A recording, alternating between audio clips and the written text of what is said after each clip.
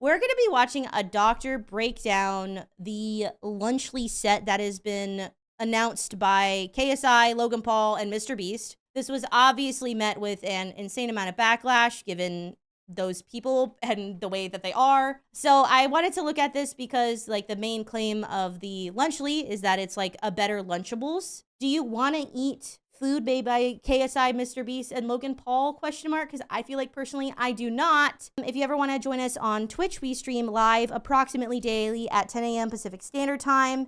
So if you ever want to join us there, it would be a lot of fun. And let's go ahead and get into it. Subscribe!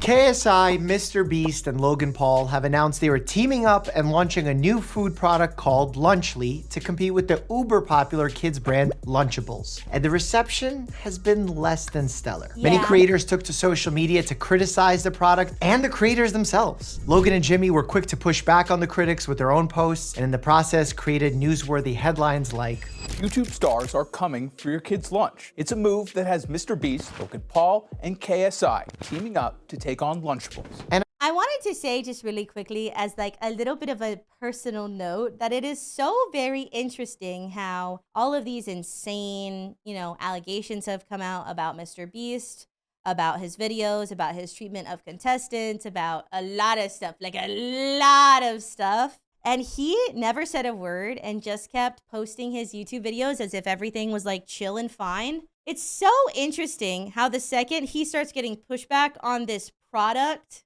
oh, he's at the fucking keyboard. He's typing at Mach 10. He's got something to say. And I guess to me, it just sort of demonstrates priorities perhaps, but that's just like a personal take, personal opinion, in my opinion. I usually don't make videos discussing creators' products, but when terms like healthier or better for you get tossed around, I feel it's important to set the record straight. So in the spirit of avoiding personal attacks, let's take a look at the science of Lunchable, including a true issue with their kits I don't think anyone has correctly pointed out yet.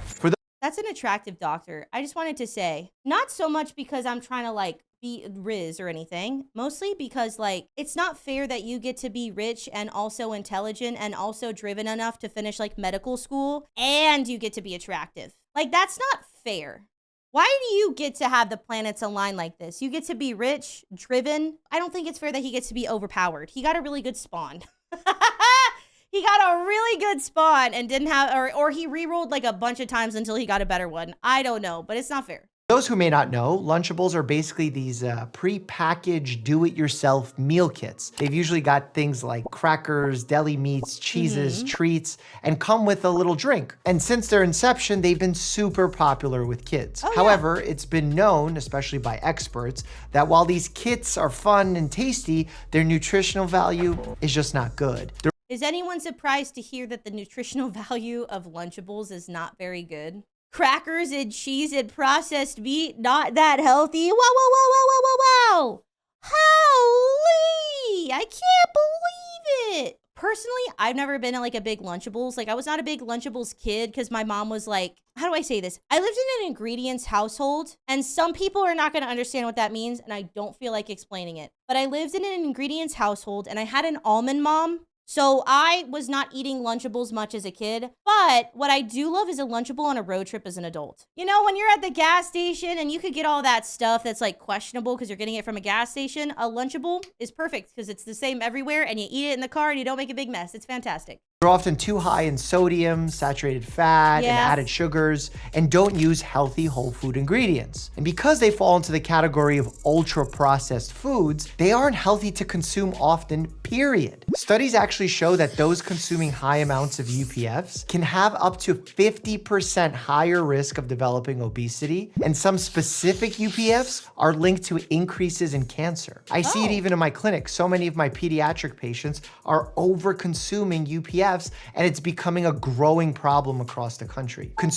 Yeah, I mean, I'm not like surprised to hear that ultra processed foods are not good for you. I think that's not difficult to understand.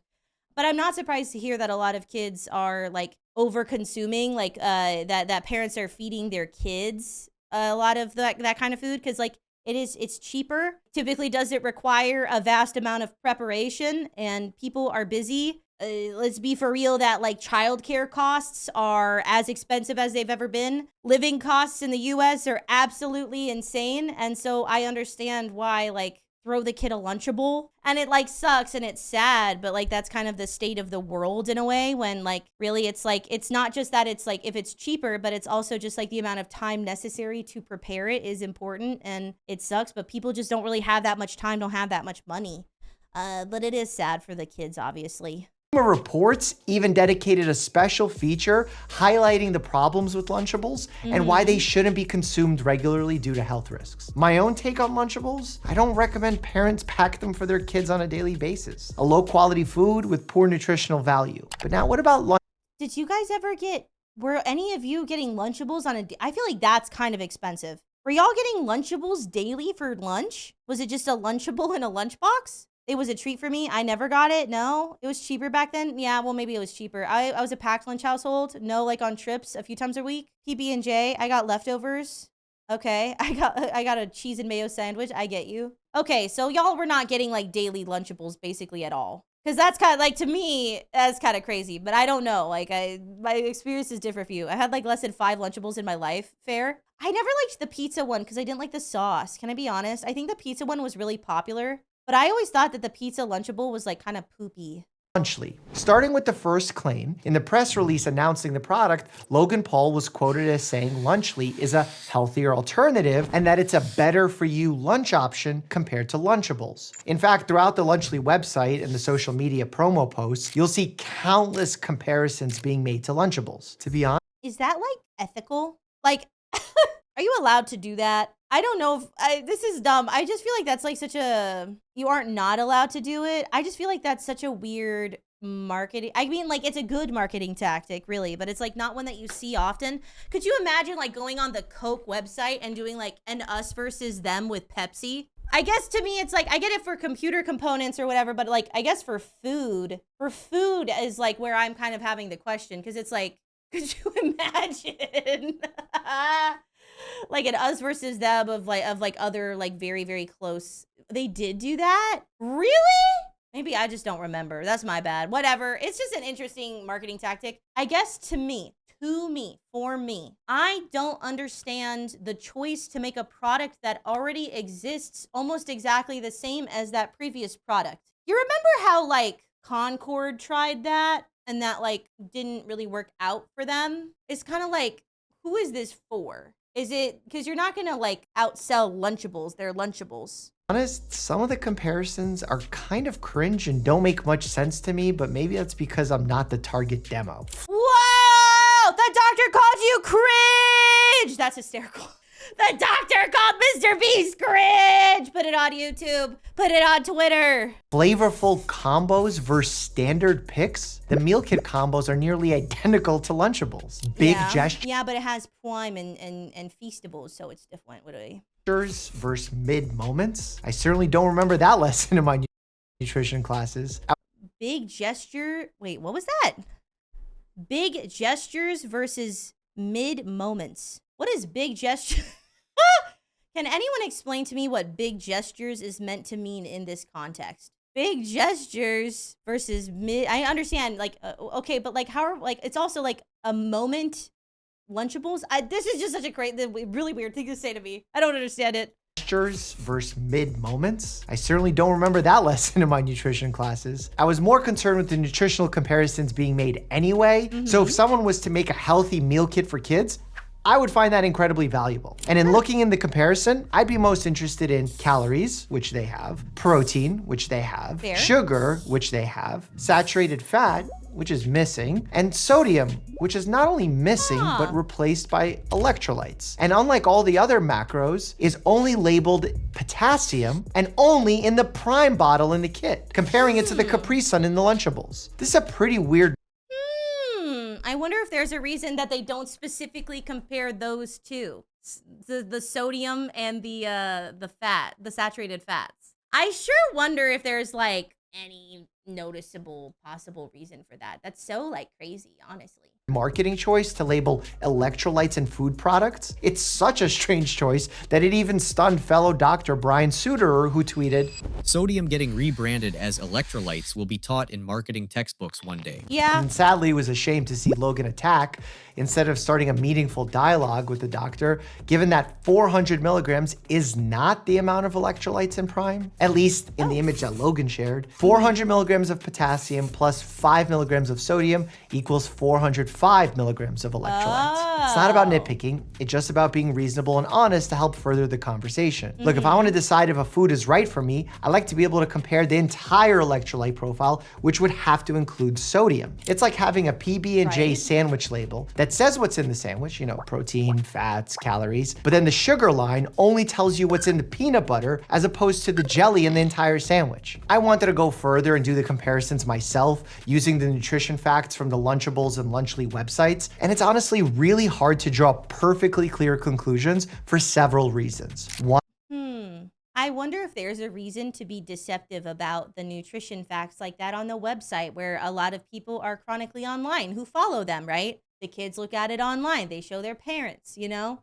I wonder if there's a reason to not be as forthcoming with that information as they should be, especially when, realistically, two of the biggest complaints about Lunchables in the first place is the sodium content for kids and the saturated fats, because those are pretty harmful to have in high amounts for anyone, regardless of your age. And so when we very specifically try to obfuscate those particular things, which are two of the biggest issues with Lunchables in the first place, and you're trying to be like the better version, it seems like there might be a reason for that, huh? One, I don't have nutrition facts for each part of the kits. For example, how many calories come from Feastables versus the food component. Second, some of the portion sizes aren't the same. The turkey cracker kit from Lunchables is 82 grams, while Lunchly's is 72 grams. Three, there are so many varieties of Lunchables that just swapping out the flavor of Capri Sun caused significant differences in sugar and calorie content. What I was able to conclude is that Lunchly has less sugar and therefore less calories than Lunchables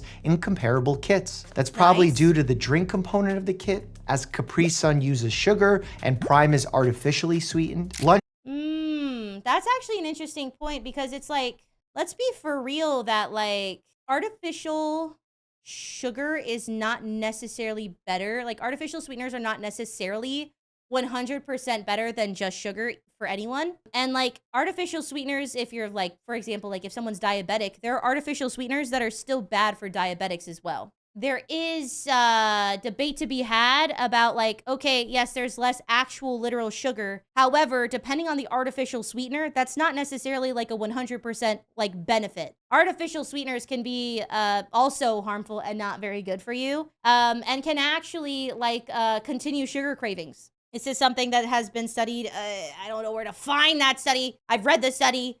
I learned about it in college.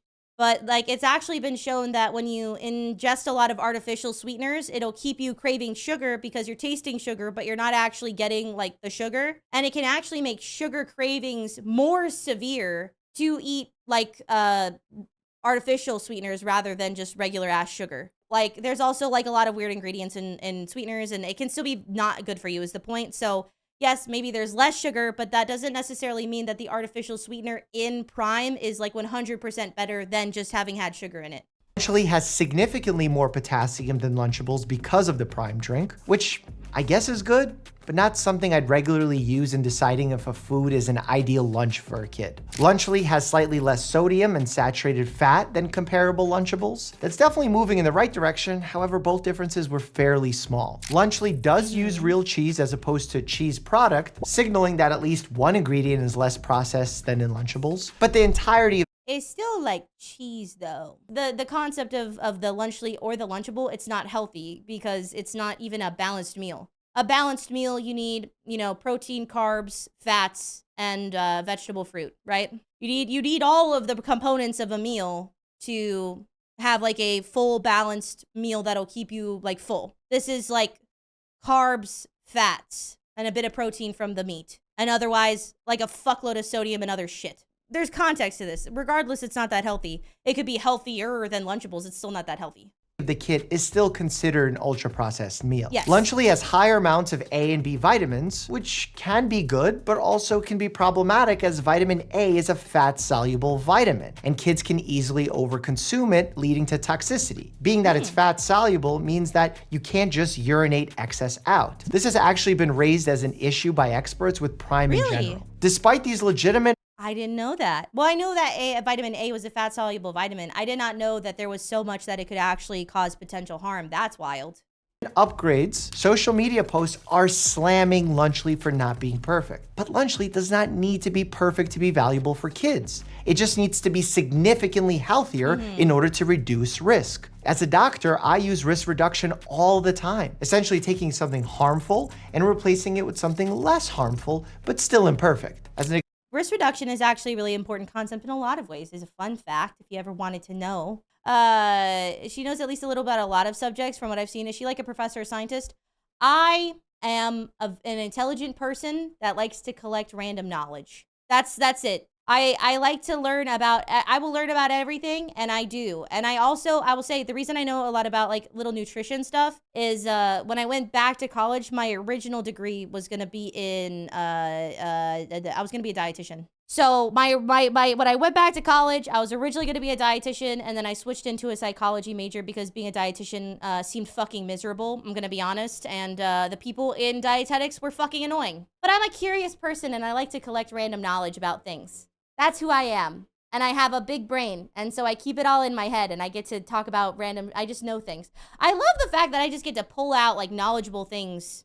Example, I would never recommend starting vaping, but getting someone to replace smoking cigarettes with vaping is generally a good step down in terms of health risk. Oh, what I was gonna say is in general, risk management or like harm reduction is like a super important thing in like a lot of different situations. This additionally exists in like addiction research and addiction treatment where, you know, hey, maybe we can't get these people off the streets and get them to stop doing, you know, shooting up heroin. But, you know, maybe we could get them easier access to clean needles so that they're not, you know, giving each other bloodborne illnesses and putting weird shit into their blood all the time. Kind of stuff like that.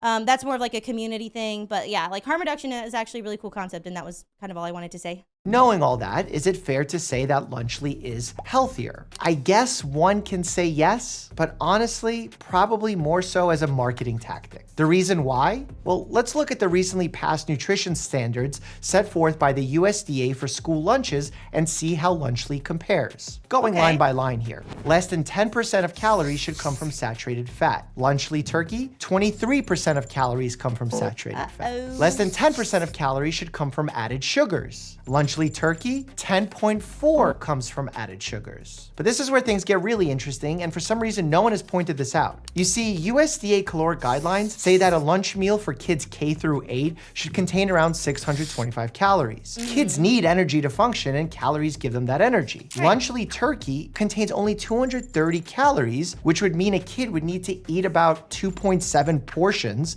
to consume enough calories. And if they did that, they'd get nearly 1,300 milligrams of sodium, which is also significantly over the USDA standards. So they'd be either under-eating calories or overeating sodium. Finally, the grain guidelines state that 80% of lunch meals must be whole grain, and Lunchable turkey does not list any whole grain ingredients. It's clear Lunchable, just like Lunchables, misses the mark too many times to be considered meaningfully healthier. God damn.